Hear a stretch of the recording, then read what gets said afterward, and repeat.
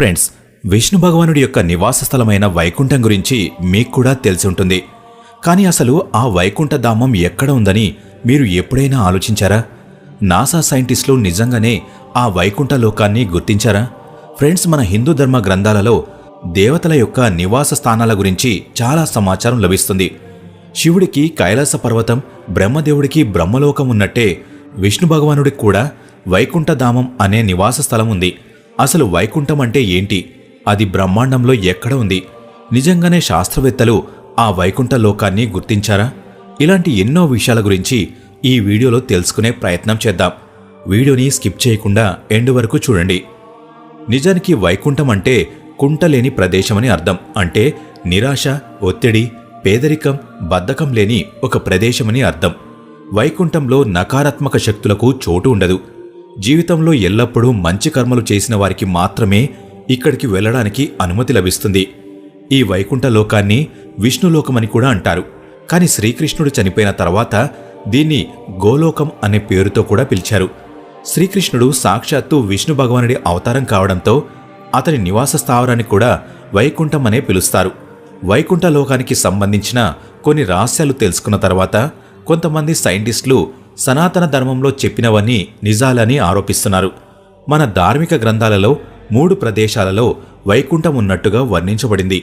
భూమిపై ఉన్న వైకుంఠం, సముద్రం లోపల ఉన్న వైకుంఠం, అలానే స్వర్గలోకం పైన ఉన్న వైకుంఠం.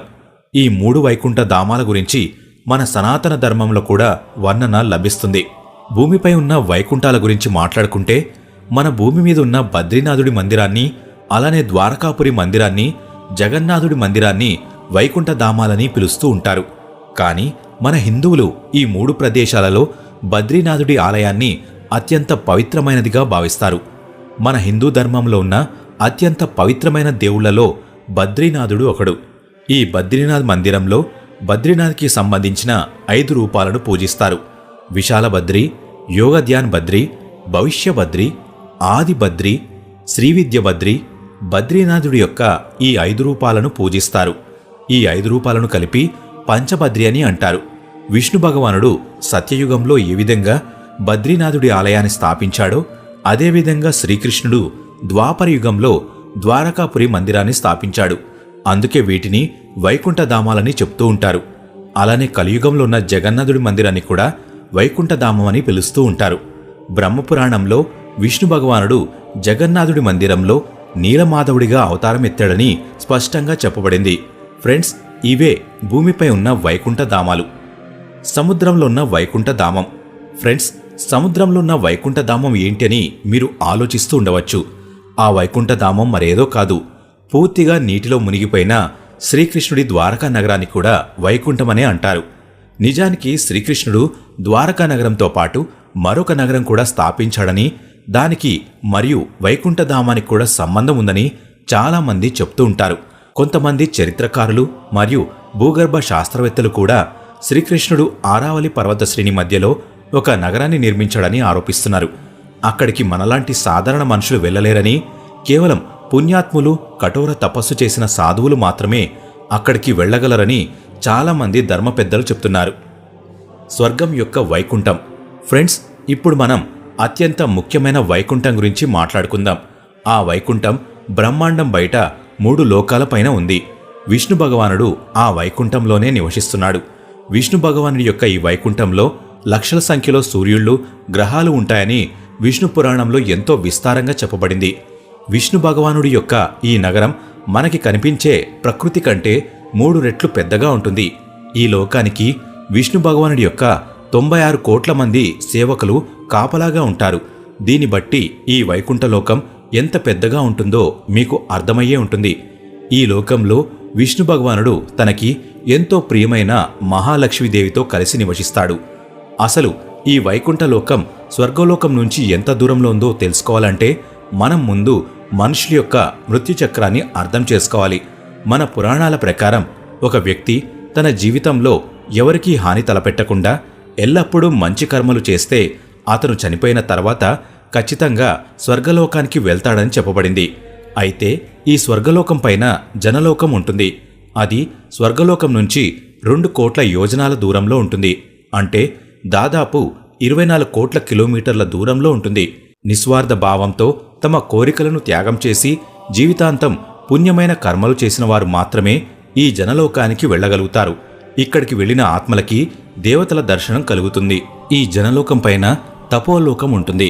అది జనలోకం నుంచి దాదాపు 8 కోట్ల యోజనాల దూరంలో ఉంటుంది.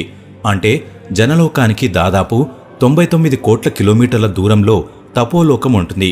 ఒక మనిషి తపోలోకానికి వెళ్లాలంటే ఎన్నో కఠినమైన పరీక్షలను అధిగమించాలి. ఇక్కడికి కేవలం సాధువులు, మహర్షులు, మునులు, సన్యాసులు మాత్రమే చేరుకోగలుగుతారు. వాళ్లు కూడా అక్కడికి చేరుకోవడానికి ఎన్నో కఠిన పరీక్షలను ఎదుర్కోవాల్సి ఉంటుంది. సాంసారిక వస్తువులను త్యాగం చేసిన వారు మాత్రమే ఇక్కడికి వెళ్ళగలుగుతారు. ఈ లోకంలో, ఈ బ్రహ్మాండంలో ఉన్న అన్ని శక్తులను అదుపు చేయగలిగే దేవతలు ఉంటారు. వరుణదేవుడు, అగ్నిదేవుడు, పవనదేవుడు లాంటి పవిత్ర భగవంతులు ఇక్కడ నివసిస్తారు. అయితే తపోలోకం తర్వాత సత్యలోకం వస్తుంది. అది తపోలోకం కంటే 12 కోట్ల యోజనాల ఎత్తులో ఉంటుంది. అంటే దాదాపు 47 కోట్ల 54 లక్షల 46,589 కిలోమీటర్ల దూరంలో ఉంటుంది. ఈ సృష్టికర్త అయిన బ్రహ్మదేవుడు కూడా ఇక్కడే నివసిస్తాడు. ఒక సాధారణ మనిషి అక్కడికి వెళ్లడం చాలా కష్టమైన పని. జీవితంలో ఒక్క పాపం కూడా చేయని వాళ్ళు మాత్రమే ఆ లోకానికి వెళ్ళగలుగుతారు. ఈ సత్యలోకం పైన విష్ణు భగవానుడి యొక్క వైకుంఠలోకం ఉంటుంది. అది సత్యలోకం నుంచి దాదాపు 2 కోట్ల 62 లక్షల యోజనాల దూరంలో ఉంటుంది. ఇక్కడే విష్ణు భగవానుడు శేషనాగు పైన కూర్చొని విశ్రాంతి తీసుకుంటూ ఉంటాడు. ఇదే ఆత్మల యొక్క చివరి స్థలమని చెప్తూ ఉంటారు. ఈ బ్రహ్మాండంలో ఉన్న ప్రతి ఒక్క ఆత్మ కూడా ఇక్కడే కేంద్రీకృతమవుతుంది. ఈ స్థానానికి వెళ్లిన ప్రతి ఆత్మకు మోక్షం ప్రాప్తిస్తుంది. ఈ బ్రహ్మాండం యొక్క అంతానికి సంబంధించిన రహస్యాలు కూడా ఇక్కడే దాగి ఉన్నాయి. ఇక్కడికి చేరుకున్న ఆత్మలు జనన మరణాల చక్రం నుండి విముక్తి పొంది ఇక్కడే నివసిస్తాయి. అలా ముక్తి పొందిన ప్రతి ఒక్క ఆత్మ కూడా విష్ణు భగవానుడి యొక్క సుదర్శన చక్రంలోకి, శంఖంలోకి, గదలోకి ప్రవేశిస్తాయి. ఆ తర్వాత అవి అక్కడే ఉండిపోతాయి. ఎవరైతే చనిపోయిన తర్వాత కూడా విష్ణు భగవానుడిని ఆరాధిస్తారో వాళ్లు మాత్రమే ఈ లోకానికి వెళ్ళగలుగుతారు. చనిపోయిన వారి ఆత్మ ఈ వైకుంఠలోకానికి ప్రయాణం మొదలుపెట్టినప్పుడు ఆ ఆత్మ తిరిగి పంపడానికి 33 కోట్ల దేవతలంతా కలిసి ప్రయత్నిస్తారు.